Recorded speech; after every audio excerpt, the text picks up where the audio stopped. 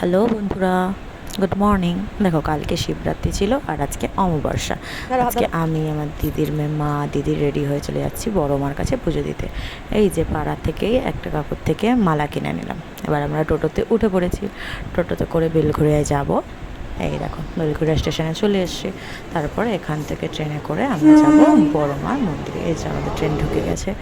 ট্রেনে উঠে শুধু আমার ভাগ্নিকেই কোনো রকম একটা বসার সিট পাওয়াতে পেরেছি, আর ট্রেনটা খুব ভিড় ছিল। এই যে ট্রেন থেকে নেমে এবার আমরা হেঁটে চলেছি বড় মার মন্দিরে। এই যে বড় মার মন্দিরের রাস্তা, 1 নম্বর প্ল্যাটফর্ম থেকে নেমে টিকিট কাউন্টারের সামনে দিয়ে সোজা রাস্তাটা। দেখো, এখানে শিবরাত্রির মহোৎসব হচ্ছিল। আজকে অমাবস্যা হলেও যেহেতু কালকে শিবরাত্রি ছিল, আজকে একটুও কিন্তু মন্দিরে ভিড় ছিল না। আমরা সাথে সাথে ট্রেনও পেয়ে গেছি। আর দেখো, একদমই লাইন নেই। এই যে আমরা মন্দিরে ঢুকে গেছি। দেখো, এই যে বড় মার মুখটা কি সুন্দর লাগছে। জয় বড় মা। এই যে আমাদের পুজো দেওয়া হয়ে গেল, একটুও লাইন ছিল না। পুজো দিয়ে মনটা খুব শান্তি লাগছে। এবার চলে আসলাম খাওয়া দাওয়া করতে। এই যে সকাল সকাল কচুরি খাচ্ছি।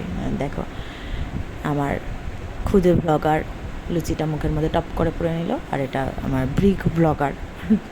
এই যে আমাকে লাস্টে আমার কচুরি শেষ হয়ে গেছিলো, আবার ভেজে দিল।